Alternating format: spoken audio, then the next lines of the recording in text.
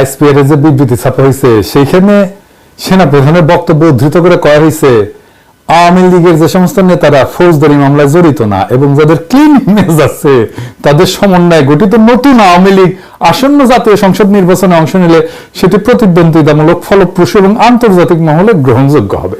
এটারই সে আগে কইছিল ইনক্লুসিভ ইলেকশন, আগে কইছিল। তো তাহলে তো হাসনাত ঠিকই কইছে। প্রশ্ন হইল আইএসপিআর কি বোধায় তাদের কি ভালো কোনো জনসংযোগ কর্মকর্তা নাই?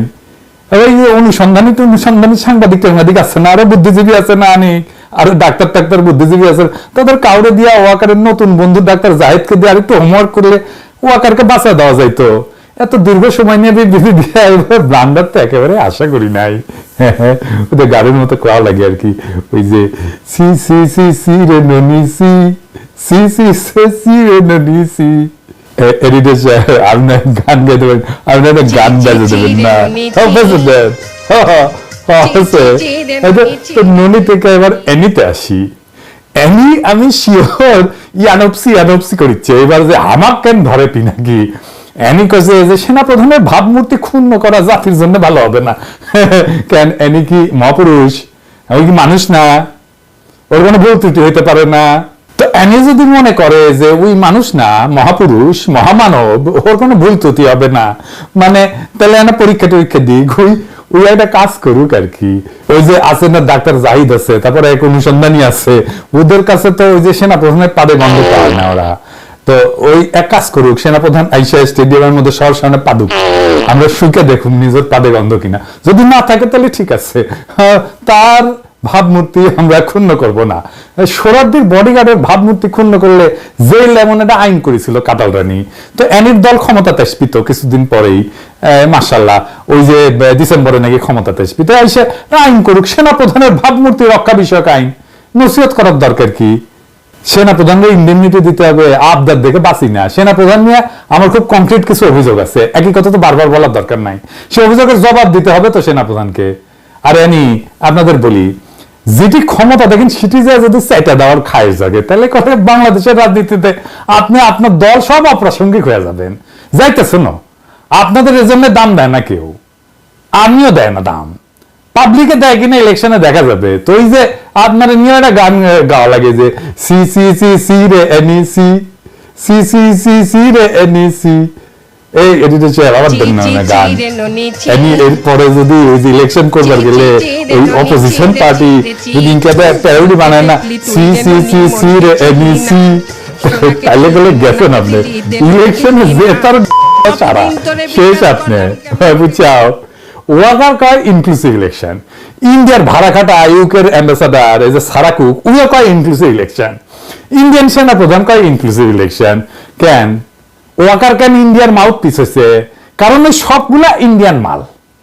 এমন কইতে পারেন জাতিসংঘ তো কইছে ইনক্লুসিভ ইলেকশন, তাই নাই? যে জাতিসংঘ তো 2014-তে কইছে, 2024-এ কইছে, ইন্ডিয়া কইছে, সারাকুক কইছে, ওয়াকার কইছে 2024-এ। এখন কুল করেন কেন? আগে কইতো ইন্ডিয়া এটা বাংলাদেশের আভ্যন্তরীণ ইস্যু, এখন এটা ইন্ডিয়ার আভ্যন্তরীণ ইস্যু না। ইন্ডিয়ার এমবাসির সামনে না গরু ফেলে জবে দিব, জবে দিয়ে একটা জিয়াফত দিব। সেনা প্রধানের কাজ কি? বাংলাদেশের রাজনীতি কি হবে সেটা ম্যানিপুলেট করে দেওয়া, কয়া দেওয়া, প্রফেসর ইউনূস প্রধান উপদেষ্টা হবে নাকি সেটা নিয়ে মতামত দেওয়া, এটা তার কাজ। যাদের রাজনীতি নাই তারা সেনা প্রধানের হোগা দেখতে পারে, মোদির হোগা দেখতে পারে, আর আওয়ামী লীগকে ফিরে আনার কাজে হাত লাগাইতে পারে। আমাদের রাজনীতি আছে, তাই হোগা দরকার পড়ে না। বাংলাদেশের মানুষ কি দেখবে? কন তো দেখবে পিনাকি, হাসনাত, আসিফ, সেনা প্রধানের গুনে না, মানুষের হ্যাডম দেখবে, হ্যাডম। আমরা যদি কোনো মিছা অভিযোগ করতাম তাহলে এটা কথা ছিল। আমাদের অভিযোগ তো মিছা না, সলিড অভিযোগ। একজন সরকারি চাকরি করা কর্মকর্তাকে কেন আমার হুজুর হুজুর করতে হবে? হাতে বন্দুক আছে তাই? শুনেন ভাইজান, মায়ানমারের আর্মির হাতে বন্দুক আছে না?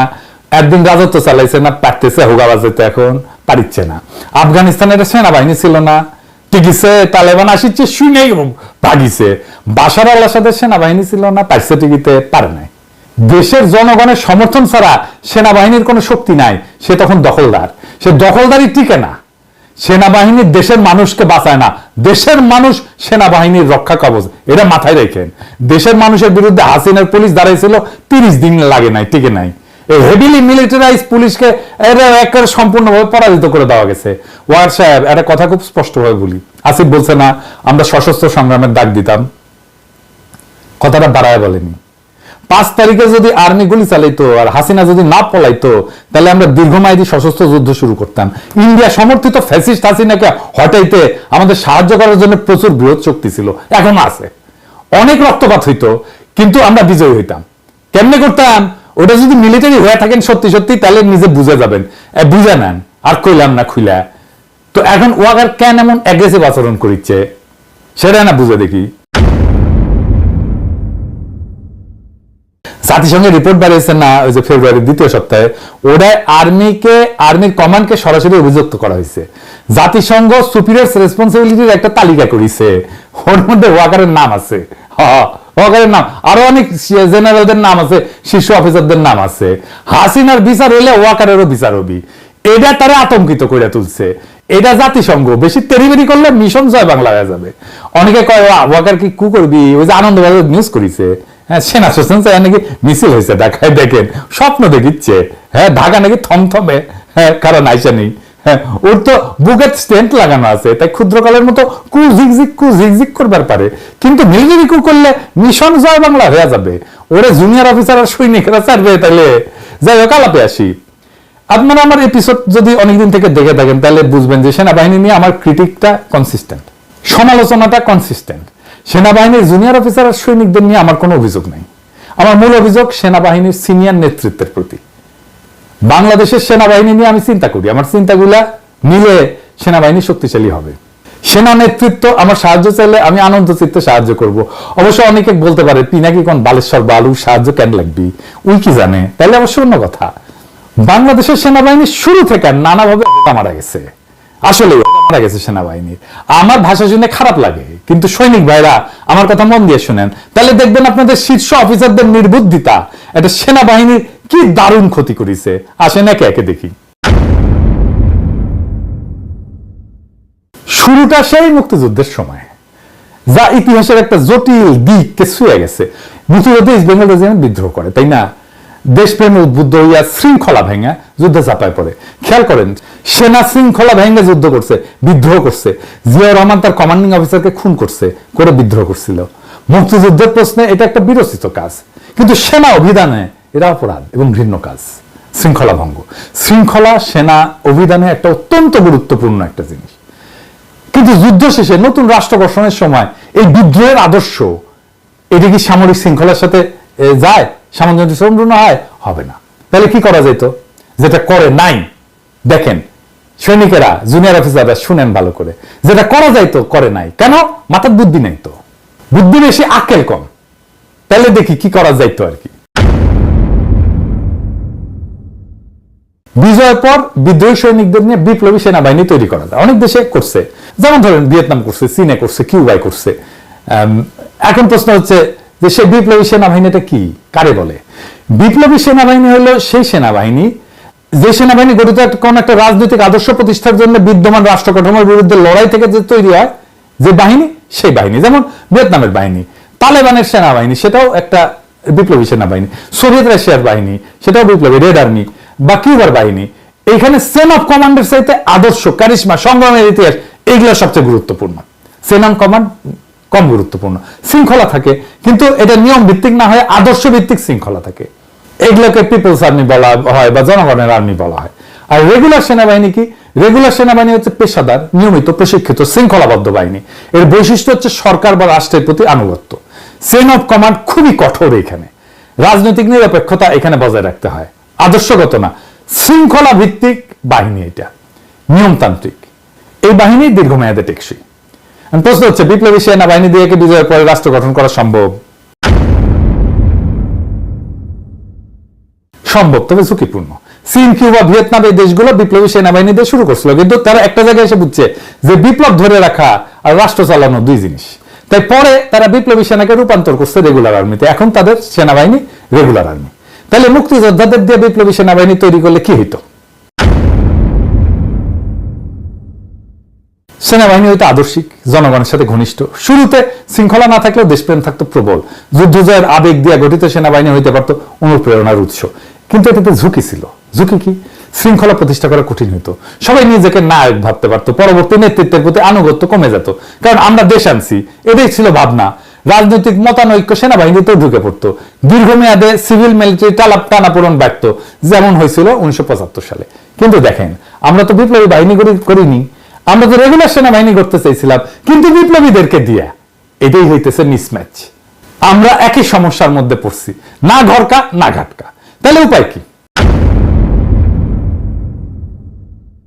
সমাধান হইতে পারতো বিজয়ের পর একটা ট্রানজিশনাল পিপলস আর্মি গঠন করা যেতে পারতো, যা ধাপে ধাপে ধাপে ধাপে রূপান্তর করা যেত রেগুলার সেনাবাহিনীতে, নেতৃত্বে রাখা যেত মুক্তিযোদ্ধা অফিসারদেরকে, কিন্তু শৃঙ্খলা এবং নিয়ম চালু করতে হইতো খুব দ্রুত। বিপ্লবী সেনাবাহিনীদের স্বাধীনতা আনা যায়, কিন্তু রাষ্ট্র করতে হলে লাগে রেগুলার সেনাবাহিনী। বিজয়ের পর বিদ্রোহীদের প্রশংসা করে তাদের একটা পেশাদার কাঠামোর ভিতরে নিয়ে আসা দরকার। তা না হইলে বিপ্লবের আগুন এটা রাষ্ট্রকেও পোড়াইতে পারে। আর একটা কাজ করা যেত, তা হচ্ছে ধরেন মুক্তিযোদ্ধা অফিসারদেরকে দেয়া জাতীয় নিরাপত্তা কাউন্সিল তৈরি করা যেত, যারা সরাসরি কমান্ডে থাকতেন না, প্রতিরক্ষা মন্ত্রণালয় চালাইতেন। এরপরে কি করলাম? এই একটা কেস গেল। 2 নাম্বার গেঞ্জাম আমরা কি করলাম?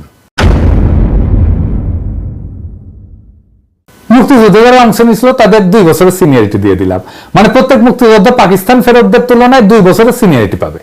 যারা সিনিয়র ছিল আসলেই তারা এই ঘটনায় অনেকের জুনিয়র হয়ে গেল, শুধু পাকিস্তান থেকে পালায় এসে যুদ্ধে যোগ দিতে পারেনি এই জন্য। এদের মধ্যে অনেকেই অবরুদ্ধ ছিল, ইচ্ছা থাকলেও যুদ্ধে যোগ দেওয়ার কোনো সুযোগ ছিল না। বিশেষ করে 2 বছরের সিনিয়রিটি দেওয়ার, এতে পাকিস্তান থেকে ফিরে আসারা মনে করলো যে আমাদের অপমান করা হয়েছে। সেনাবাহিনীতে মুক্তিযোদ্ধা এবং অমুক্তিযোদ্ধা নামে দুইটা গ্রুপের সৃষ্টি হয়ে গেল। পাকিস্তান ফেরত গ্রুপ ছিল বড়। আমি এবার আলোচনা করব যে সেনাপ্রধান নিয়োগ নিয়ে, বাংলাদেশের প্রথম সেনাপ্রধান নিয়োগ নিয়ে। সেনাপ্রধান হিসেবে প্রথমে কাদের সিলেক্ট করেছিল জানেন? লেফটেন্যান্ট জেনারেল খাজা ওয়াসিউদ্দিন। নবাব পরিবারের ছেলে ছিলেন জেনারেল ওসমানী এবং শেখ মুজিবের প্রথম পছন্দই ছিলেন। বর্ষিয়ান পেশাদার অফিসার হিসেবে পাকিস্তান সেনাবাহিনীর প্রধান হিসেবে যোগ্য প্রার্থী ছিলেন। জেনারেল ওয়াসিউদ্দিন ছিলেন ঢাকার নবাব পরিবারের সন্তান। ব্রিটিশ আর্মির তরুণ অফিসার হিসেবে বার্মা ফ্রন্টে বীরত্বপূর্ণ লড়াই করছিলেন। মুক্তিযুদ্ধের সময় জেনারেল ওয়াসিউদ্দিনকে অন্যান্য বাঙালি অফিসারদের মতো অবরুদ্ধ করে রাখা হয়। 73 সালের সেপ্টেম্বর মাসে পাকিস্তান থেকে ফেরত আসার পরেই সিদ্ধান্ত হয়েছিল যে তিনি বাংলাদেশের সেনাবাহিনীর প্রধান হবেন। বিবিসি থেকে সিদ্ধান্তের কথা ঘোষণা করা হয়েছিল। কিন্তু জেনারেল ওয়াসিউদ্দিন যেহেতু পাকিস্তান ফেরত অফিসার, মুক্তিযোদ্ধা না এবং অবাঙালি, এই যুক্তিতে সেনা প্রধান হিসেবে তার সম্ভাব্য মনোনয়নের বিরুদ্ধে প্রবল প্রতিরোধ গড়ে ওঠে।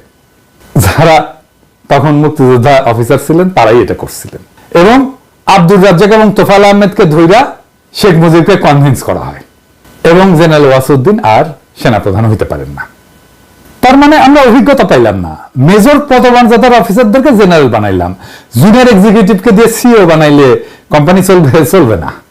আচ্ছা, এই প্রসঙ্গে পরে আসি। তারপরে আরেকটা জিনিস, একটু মজার জিনিস আলাপ করে নিই। সেনাবাহিনীর মধ্যে আওয়ামী লীগের জনপ্রিয়তা কেমন ছিল? 73-এর নির্বাচনে কি হয়েছিল জানেন? সৈন্যরা নির্বাচনে 80%-এরও বেশি ভোট আওয়ামী লীগের বিরুদ্ধে দিছিল। এই সৈনিকদের অধিকাংশই ছিল স্বাধীনতা সংগ্রামের প্রধান সারির বীর সেনা। এই ঘটনা ঘটছিল কিন্তু আরাফাত, ওই যে কুমড়ো পটাশার হিরো আলমের ইলেকশনে আরাফাত ক্যান্টনমেন্টের সেন্টারগুলোতে গোহারা হারছিল। আজ আবার ফিরে আসি ওই ওয়াসিউদ্দিনের ঘটনার পরে আর কি। তো সেনাপ্রধান হিসাবে আমরা পাইলাম কাকে? শফিউল্লাহকে, জেনারেল শফিউল্লাহকে। জেনারেল জিয়াউর রহমানকে উপপ্রধান সেনাপ্রধান করা হলো। জেনারেল শফিউল্লাহ আর জেনারেল জিয়া কিন্তু একই ব্যাচের ক্যাডেট, কিন্তু সেনাবাহিনীর সিনিয়রিটি অনুসারে জেনারেল জিয়া জেনারেল শফিউল্লাহর সাথে অনেক বেশি যোগ্য ছিলেন। তো তুই মেজর থেকে নিবি নে, তো তুই জিয়াকে সেনাপ্রধান কর, মানে যে সবচেয়ে যোগ্য, না শফিউল্লাহকে করবে। আচ্ছা, আসানের পরে এরপরে যে বাহিনী তৈরি হলো, সেখানে শেখ মুজিবের দ্বিতীয় ছেলে শেখ জামালকে সেনাপ্রধান পদের জন্য তৈরি করতেছিল শেখ মুজিব। শেখ জামালকে আর্মিতে ঢুকায় প্রশিক্ষণের জন্য যুগোস্লাভ মিলিটারি একাডেমিতে পাঠিয়ে দেওয়া হয়। তো ওখানকার লেখাপড়া তো পারে নাই, মার্সে ডাব্বা আর ফেরত পাঠিয়ে দিচ্ছে 5 লাথি দিয়া। মুজিবের মতোই ভালো ছাত্র ছিল আর কি, পুরো ফ্যামিলি তো দারুণ মেধাবী, 3 লক্ষকে 3 মিলিয়ন বলার মতো মেধাবী আর কি। মুজিব তো রেগুলার ফেল মারিত, আর হাসিনাও 6 বছর লাগাইছে ডিগ্রি পাস করতে। তো এরপর শেখ মুজিব তাকে বিলাতের স্যান্ডার্স মিলিটারি একাডেমিতে পাঠায়, সবচেয়ে বড় বিখ্যাত মিলিটারি একাডেমি। তো শফিউল্লাহরে বলছে যে জামালকে স্যান্ডার্সে পাঠাইতে হবে। তো জটিল একটা পরিস্থিতি হয়, কারণ হচ্ছে স্যান্ডার্সের ক্যাডেটদের বহু পরীক্ষা নিরীক্ষা নিয়ম কানুন পালন সাপেক্ষে বাছাই করা হয়। সেখানে শেখ জামালের চাইতে অনেক মেধাবী অনেক যোগ্য প্রার্থীও ছিল, কিন্তু বাংলাদেশ আর্মিতেই ছিল।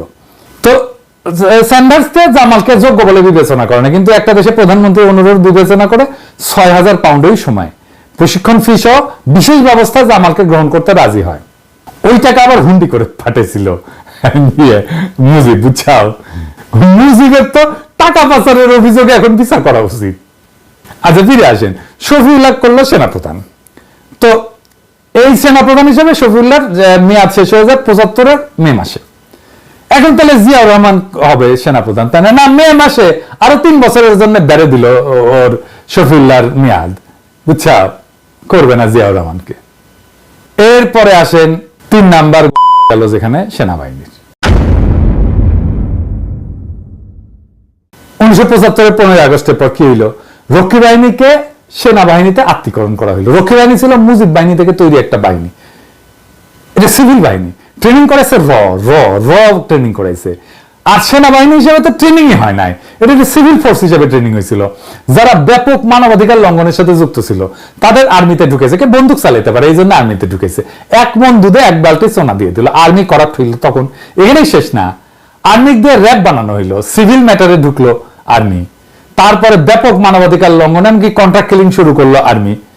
এই সেই করাপ্ট অফিসারদের আবার ফেরত নেওয়া হইলো আর্মিতে। এরপরে কি হইলো? আরো এক গ্যাঞ্জাম, টাকা পয়সা দিয়ে করাপ্ট করা হইলো সেনাবাহিনীকে। সেনাবাহিনীর হাতে বিগ প্রজেক্ট দেওয়া হইলো, তাদের ব্যবসা বাণিজ্য দেওয়া হলো, টাকা পয়সা ভরায় দেওয়া হইলো জেনারেলদের। বাণিজ্য করা কি সেনাবাহিনীর কাজ? কন্ট্রাক্টরি করা কি সেনাবাহিনীর কাজ? তাহলে এদের হাতে দেশ রক্ষার দায়িত্ব থাকবে কেমনে? এরা আরাম আয়েশ করে আয়েশি জীবন নিয়ে সবসময় ধান্দা করে কিভাবে আরো টাকা কামানো যায়, আরো টাকা কামানো যায়। সেনাবাহিনীর মধ্যে সুপার রিচ তৈরি হইলো এইভাবে। এরপরে আসে আর এক অধ্যায়, পিলখানা। 2009 সালে আওয়ামী লীগ ক্ষমতায় আসার পর থেকে বাংলাদেশের সেনাবাহিনীকে সম্পূর্ণভাবে তাদের দাসে পরিণত করার জন্য ভারতের সরবরাহকৃত পরিকল্পনা অনুযায়ী কাজ শুরু হয়। সর্বপ্রথম তাপ ছিল পিলখানার হত্যাকাণ্ড। বিডিআরের সৈন্য দিয়ে সেনাবাহিনীর কর্মকর্তাকে হত্যা করা এবং সেনাবাহিনীর লোকজন দিয়ে সেই হত্যাকাণ্ড দাঁড়ায় দাঁড়ায় উপভোগ করে দেখা, এটা ছিল প্রথম অপারেশন। সেটা অতি অনায়াসে সাফল্য লাভ করে।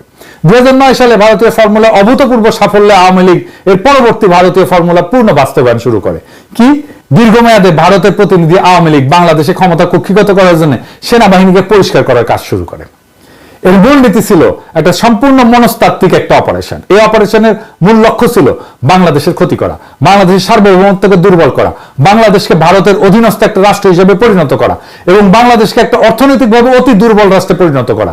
সেই সাথে অনন্তকাল পর্যন্ত এই অবস্থা জারি রাখার জন্য আওয়ামী লীগের মতো একটা ভারতীয় প্রতিনিধি দল বাংলাদেশের ক্ষমতায় থাকার সবচেয়ে মূল প্রতিবন্ধক ছিল সামরিক বাহিনী। ভারতীয় আধিপত্যের বিরুদ্ধে বাংলাদেশের সবচেয়ে বড় প্রতিবন্ধক ছিল বাংলাদেশের সামরিক বাহিনী। অন্য যে কোনো দেশের সামরিক বাহিনীর মতো বাংলাদেশের সামরিক বাহিনীর প্রধান শত্রু হচ্ছে পার্শ্ববর্তী দেশ ভারত। ন্যাচারাল। সামরিক বাহিনীর সদস্যদেরকে সরাসরি ভারতের দালালে পরিণত করাটা অপেক্ষাকৃত চ্যালেঞ্জিং। পিলখানা হত্যাকাণ্ড ঘটে আওয়ামী লীগ বাংলাদেশ সামরিক বাহিনীকে সাফল্যের সাথে বার্তাটা দিতে সক্ষম হয়। স্বয়ং রাষ্ট্রপ্রধান নিজেই যদি শত্রু দেশের দালাল হয়, সেক্ষেত্রে দেশ রক্ষাকারী বাহিনীর যারা রাষ্ট্রপ্রধানের অধীনে পরিচালিত হয় তাদের দেশপ্রেমিক হওয়া সম্পূর্ণ অর্থহীন। এই মেসেজ ও বার্তা সেনাবাহিনীকে প্রদান করার পরে ভারতের প্রতিনিধি শেখ হাসিনার সামনে শেখ মুজিবের মতো জয় বাংলা হয়ে যাওয়ার সম্ভাবনা ছিল। সেই সম্ভাবনা যাতে নির্মূল করা যায় সেই জন্য 2টা পন্থা অবলম্বন করা হয়। সেনাবাহিনী থেকে যোগ্য দেশপ্রেমিক বিশেষ করে ব্যক্তিত্ব সম্পন্ন কর্মকর্তাদেরকে বের করে দেওয়ার প্রকল্প শুরু হয়। সেই কাজটা ভারতের বৎসতা স্বীকারকারী তৎকালীন সেনাপ্রধান জেনারেল মুবিন থেকে শুরু করে তার হাত দিয়ে শত শত সেনা কর্মকর্তা বিনা অপরাধে সেনাবাহিনী থেকে অপসারিত হয়। এদের মধ্যে 2009 সালে শেখ হাসিনাকে প্রকাশ্যে ভারতের দালাল হিসেবে শনাক্ত করে এবং পিলখানা হত্যাকাণ্ডের জন্য বিচার দাবি করে তাদেরকে বিশেষ শিক্ষা দেওয়ার ব্যবস্থা করা হয়। পিলখানা হত্যাকাণ্ডের পর যে সমস্ত সামরিক কর্মকর্তারা সেনাকুঞ্জে শেখ হাসিনাকে দোষী সাব্যস্ত হিসেবে চিহ্নিত করে শেখ হাসিনার বিরুদ্ধে দাঁড়ায় বক্তব্য দেয়, সে সমস্ত কর্মকর্তাকে সেনাবাহিনী থেকে বের করে দেওয়া হয়। তার কিছুদিন পরে মিথ্যা কেসে ফাঁসায় 5 জন সেনা কর্মকর্তাকে আয়নাঘরে নিয়ে নির্যাতন করে জেল দেওয়া হয়। এই 2 ঘটনার মাঝে অনেক যোগ্য কর্মকর্তাদের বাধ্যতামূলক অবসরে পাঠানো হয়। ধারাবাহিক এই প্রক্রিয়ার মাধ্যমে মূলত সেনাবাহিনীকে ঠান্ডা করার জন্য করা হয়। এর মাধ্যমে 2009 সাল থেকে বাংলাদেশ সেনাবাহিনী ভারতের সরবরাহকৃত এক নীতিতে চলতে থাকে, সেটা হচ্ছে যোগ্যদেরকে খেদাও, অযোগ্যদেরকে উপরে উঠাও। হাসিনার সেনাবাহিনীতে যোগ্যতার একমাত্র মাপকাঠি হয় অযোগ্যতা। অন্যদিকে দেশপ্রেমিক সেনাবাহিনীর সদস্যদের হাতে জয় বাংলা হয়ে যাওয়ার ঘটনা প্রতিহত করার জন্য সেনাবাহিনী এবং সেনাবাহিনীর বাইরে কয়েকটা ধাপে পরিকল্পনা বাস্তবায়ন করা হয়। 1 নাম্বার, সেনাবাহিনীতে যোগ্য দেশপ্রেমী এবং বিশেষ করে ব্যক্তিত্ব সম্পন্ন সেনা কর্মকর্তাদের বিভিন্ন গুরুত্বপূর্ণ দায়িত্ব থেকে অপসারণ করে দেওয়া হয়, অযোগ্যদের অধীনস্থ করে দেওয়া হয়, যাকে শুদ্ধিকরণ অভিযান বলে। 2 নাম্বার, শেখ মুজিবের মতো জয় বাংলা হয়ে যাওয়ার সম্ভাবনা এড়ানোর জন্য সংবিধান পরিবর্তন করা হয়, যাতে তাদের দৃষ্টিতে অবৈধভাবে ক্ষমতা হস্তান্তরের সর্বোচ্চ শাস্তি মৃত্যুদণ্ডের দিকে নিয়ে যাওয়া হয়। 3 নাম্বার, শেখ মুজিবের বিচার, যুদ্ধাপরাধীদের বিচারকে দেশের সর্বাধিক গুরুত্বপূর্ণ ইস্যুতে নিয়ে আসা হয়। 4 নাম্বার, পরবর্তী প্রজন্মকে ভারতের দালালি সহজীকরণের উদ্দেশ্যে শিক্ষা ব্যবস্থাতে অভিন্ন ভারতের থিওরি ঢুকানো হয়। হ্যাঁ, সেনাবাহিনীতে পড়ানো হয় অভিন্ন ভারতের থিওরি। অন্যদিকে সেনাবাহিনীতে অযোগ্য লোকদেরকে যোগ্য লোকদের উপরে কর্তৃত্ব প্রদান করার কারণে উচ্চতর পদ পদবিতে অধিষ্ঠিত করার ফলে একটা সাইকোলজিক্যাল বা মনস্তাত্ত্বিক এফেক্ট অ্যাপ্লাই করা হয়েছে। ভারতের মনস্তাত্ত্বিক পরিকল্পনা অংশ অনুযায়ী অযোগ্যদেরকে ইচ্ছাপূর্বক যোগ্যদের উপরে বসানো হয়।